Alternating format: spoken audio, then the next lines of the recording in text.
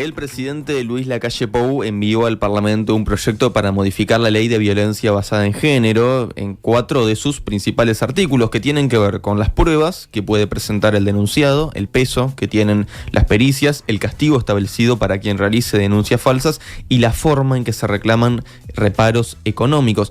¿Por qué en este momento es que el presidente insiste con estos cambios? ¿Cómo surgen las principales críticas desde la derecha por este tipo de leyes? Para saberlo, ya estamos en contacto con la magíster en ciencia política especializada en género, populismo y análisis de discurso, Rosana González. Rosana, muchas gracias por estar del otro lado. Buenos días, ¿cómo están? Muchas gracias a ustedes. Rosana, antes de entrar en los orígenes de las críticas desde la derecha a esta ley, ¿qué reflexión te merece que desde el gobierno, justamente por parte del propio presidente, se intente modificar la ley de violencia basada en género? Una de las razones que se da es que la normativa no logró abatir el número de casos de femicidio, que tampoco evitó las consecuencias del problema de la violencia de género, sino que ha sido pasible de críticas y cuestionamientos ante la Suprema Corte de Justicia, involucrando sendas inconstitucionales que invariablemente la corporación desmintió. ¿Pero qué reflexión te merece esto? Bueno, varias reflexiones, ¿no? Primero que nada, es un atropello contra un proceso participativo muy largo, ¿no? Que llevó a que se hiciera esta ley. La ley se crea a partir de que se compartieron posiciones de muchos actores que trabajaban en el Consejo Nacional Consultivo de Violencia Doméstica, jueces, abogados defensores, organizaciones de la sociedad civil que venían trabajando en la materia durante muchos años, equipos de la Universidad de la República, equipos técnicos, equipos psicológicos, del área social, jurídicos especializados. Es decir, hubo un proceso de consulta también del Parlamento en su momento, de cuáles eran los estándares que tenían que tener estas leyes de género a nivel internacional. Se fijó más que nada en lo que era España y América Latina. Y en realidad lo que está llevando en este caso a la decisión de modificar estos artículos es, primero, no está reconociendo la obligación del Estado a actuar en defensa de los derechos de las mujeres, niños y niñas en primer lugar, ¿no? Está cambiando el sentido o la interpretación de la norma, una norma que en realidad respeta el debido proceso y que no es de recibo las críticas que se le hacen, pero principalmente en el caso del presidente hay temas políticos, no está cumpliendo con el compromiso por el país, que se comprometió a no modificar la normativa, y una normativa que tiene mucho en común con proyectos que ya presentó antes Cabildo Abierto y subía hace un mes.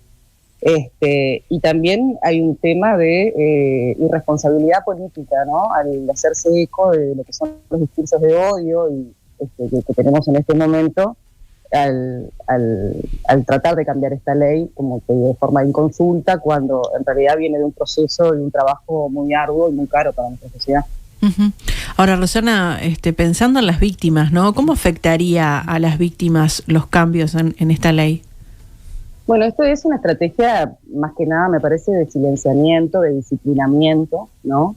Que lleva a que te amedrente, ¿no? Si, por ejemplo, uno de los cambios lo que dice es que si la denuncia no se puede, este tema de las denuncias falsas, ¿no?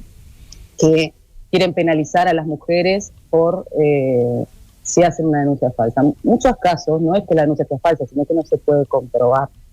Porque muchas veces lo único que tenés es lo testimonial, pero si ya hoy les cuesta a las mujeres ir a hacer una denuncia por toda la situación compleja que implica estar viviendo una situación de violencia, si además amedrentamos, ¿no? Generamos el miedo, bueno, las consecuencias van a ser mayores. Obviamente va a desestimular que las personas puedan ejercer sus derechos, ¿no? Me parece que eso es lo fundamental. ¿Cómo surgen estos cambios, Rosana? Mencionabas recién, que esto en realidad tiene antecedentes en Cabildo Abierto, que hace un mes el diputado colorado Gustavo Subía hablaba de un proyecto en este mismo sentido. ¿De dónde viene esto? ¿Cuáles son sus orígenes? Bueno, esto tiene que ver con una estrategia a nivel internacional, ¿no? De las derechas, las nuevas derechas, que les llaman, pero yo les llamo principalmente las derechas populistas, ¿no? Porque es la forma de hacer política, que tienen que ver con esto de ir haciéndose eco de los discursos de odio, ¿no?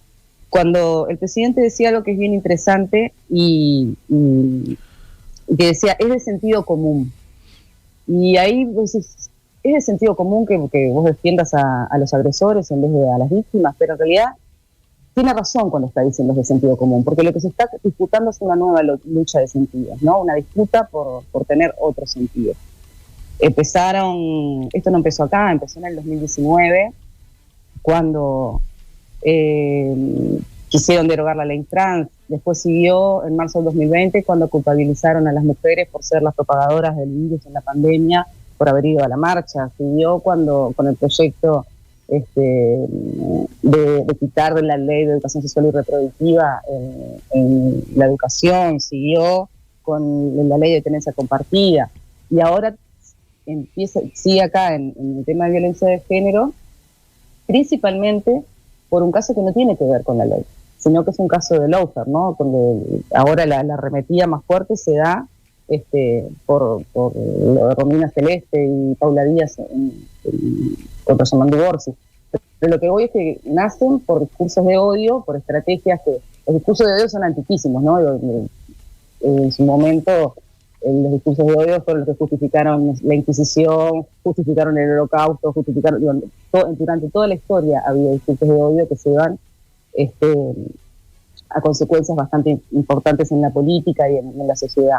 Pero ahora con la amplificación de las redes sociales y esta arremetida que hay contra el desafío al orden que significa el feminismo, con esto de lo que ellos llaman la ideología de género, se ha agravado, ¿no? Porque es un discurso que todos los días se repite, se machaca, se amplifica a través de redes sociales, a través de en las campañas políticas mucho más, por el discurso de los líderes y los medios de comunicación, ¿no? Entonces surge como parte de un momento populista que está viviendo el Uruguay desde el 2019 con la llegada de Cabildo Abierto en estas lides, ¿no? Pero que viene como un movimiento a nivel de Latinoamérica y de Europa ya de larga data.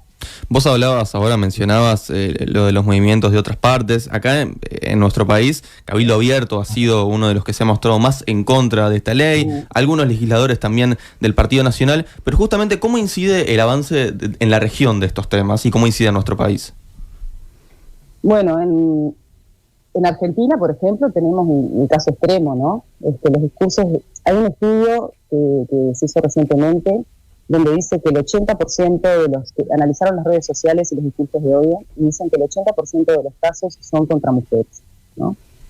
Y es un caso extremo que llegó al intento de magnicidio de Cristina Kirchner, ¿verdad?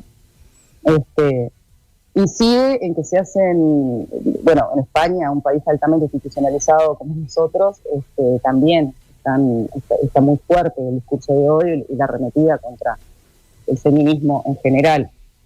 Acá lo que se aduce es que el feminismo lo que está haciendo es dividir a las familias, que son las responsables de que estemos en una afrenta continua entre hombres y mujeres.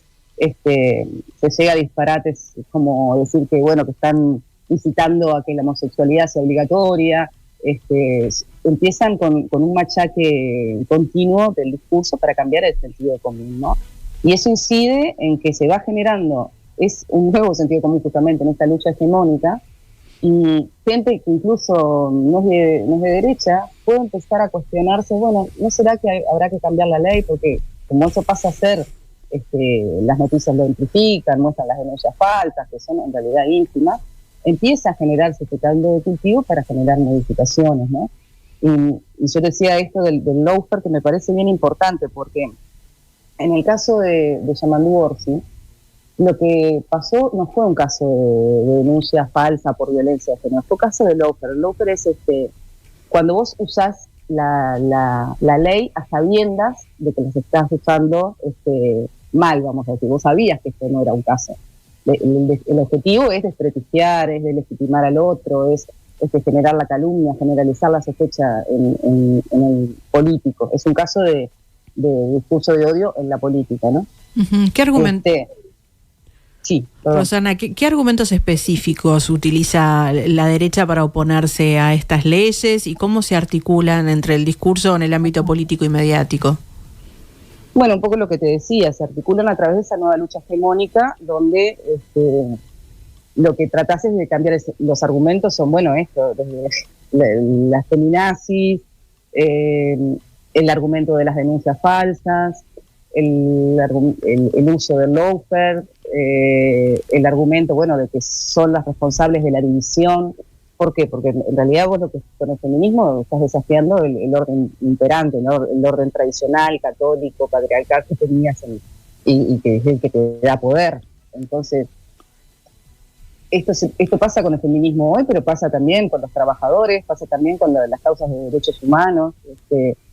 Cuando vos tratás de desafiar el orden, bueno, hacen una arremetida de distintos lugares para poder aniquilar el enemigo, porque la lógica populista lo que trae acá es que vos dejaste de trabajar, de estar en un ámbito adversarial, ¿no? Donde, bueno, todos somos uruguayos, tendremos diferencias, pero vamos a respetar las instituciones. Bueno, la responsabilidad política de que esta derecha institucionalista haya permitido que ingresara la derecha populista formando parte del gobierno y haciéndose eco de lo que está haciendo ahora, lo que lleva es justamente a que tengas instalada la lógica amigo-enemigo. Y en esa lógica, el odio es una emoción. Todos odiamos, ¿no? Todos tenemos capacidad de odiar y moviliza muchísimo. Y es irresponsable porque después que vos tenés esa lógica instalada, ya es muy difícil hacer política. Cada vez van a creer menos en las instituciones. Entonces, la ideología de género ellos en general nunca la definen, no es un concepto que lo definan cabalmente. Digan, no, la ideología de género es esto. Hacen una equivalencia de usos peyorativos nada más, ¿no? No es que tienen una defensa, lo que dicen es que, bueno, que separan a los padres de los hijos, que denuncian falsa, le hacen la denuncia falsa porque total el Estado no hace nada. Son mentiras, en realidad, que son para disciplinar y para avasallar derechos que cambian el orden establecido, ¿no? Ahora, ese discurso del enemigo no es lo que figura en el discurso público de la calle Pou cuando va a ámbitos internacionales o incluso acá a la interna, ¿no? Cuando dice, bueno, la sangre no llega al río. ¿Cómo se explica eso? Sí, no llega a nivel de las instituciones políticas, cuando él habla de defender la democracia, él habla de defender la libertad, pero en este caso, ¿cuál sería el motivo de enviar en este momento esta modificación si no es hacerse eco de los discursos que están llevando adelante la derecha populista? ¿Y por qué crees que sucede ahora, a meses de dejar el gobierno? Y bueno, justamente porque hay un público, hay un nuevo sentido común, ¿no? Y hay un público cautivo que es importante recuperar y hay que debilitar también dentro de la coalición. Me parece que va a haber una lucha política, que conviene que ciertos aspectos que defendió Cabildo Abierto y que les llevaron a tener un caudal de voto interesante en las elecciones pasadas, pasen a formar parte de las derechas que antes eran más institucionalistas, ¿no? Es decir, toman la agenda. La hegemonía, en realidad, en esta lucha hegemónica, vamos a decirlo, no es ganar las elecciones o la cantidad de votos que vos logres, sino que vos logres que jueguen en tu juego. Y eso es lo que está pasando. La calle Pou está jugando el juego populista en este sentido. De todas maneras, en la lógica inmediata, por lo que decís, llevaría a quitarle votos a Cabildo. Y podría ser, ¿no? Podría arrastrar, porque obviamente puede llevar a construir nuevas fronteras, ¿no? Porque en realidad vos siempre tenés que tener a alguien a quien una frontera. La lógica populista necesita una frontera, un otro, un ellos y un nosotros, ¿no? Entonces puede llegar a que se agudicen en otras circunstancias. Pero acá me parece que sí, que hay una estrategia que es política y que tiene que ver también no solo con Cabildo, sino con que hay raíces muy fuertes del catolicismo y tradicionalistas en el Partido Nacional que cada vez se van dando más se envalentonan, vamos a decir, ¿no? Cada vez se van dando más más voz a partir de este nuevo ser, sentir y pensar que está teniendo el pueblo uruguayo, ¿no? Y hay que tener cuidado, porque cuando los discursos de odio se generalizan, es la práctica fascista por excelencia, ¿no? Eso es el odio, instrumentar políticamente el odio es la práctica fascista. Entonces, me parece que esa es una consecuencia que estamos viendo, en este caso, con la arremetida hacia el feminismo, y como digo, no solo por este caso de la ley de violencia, sino por todos los que hemos venido viendo y que nombramos recién, pero que tiene consecuencias muy importantes para el país, ¿no? Justamente pensando en eso, Rosana, ¿cuáles pueden llegar a ser las consecuencias sociales y políticas?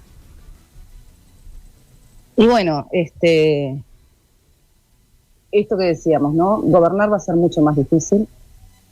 Es muy difícil sacar de esa lógica después, si no es con mucho más institucionalismo y haciendo que las instituciones funcionen, ¿no?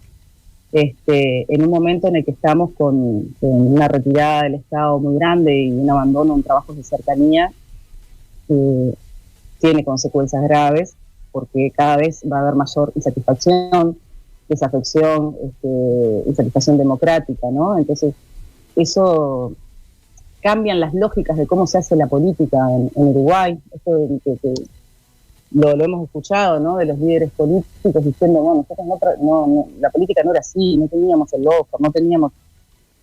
Eso es las consecuencias más graves. Y además los discursos de odio, bueno, tienen implicancias en acciones concretas, como es esto, ¿no? En el cambio de agenda, en el cambio de política, y que hoy, como decía, hoy el feminismo, mañana es en los derechos de los trabajadores y las trabajadoras, pasado es en derechos humanos, y así puede seguir siempre que encontremos esa frontera para construir un ellos y un nosotros que es lo que permite seguir funcionando a las derechas, ¿no? Y ir metiendo su agenda, colándose su agenda más reaccionaria, conservadora, en las agendas nacionales. Rosana González, politóloga, muchas gracias por este contacto. Muchas gracias a ustedes, gran abrazo. Gracias, Rosana. En Nada que Perder, hacemos todo por informar.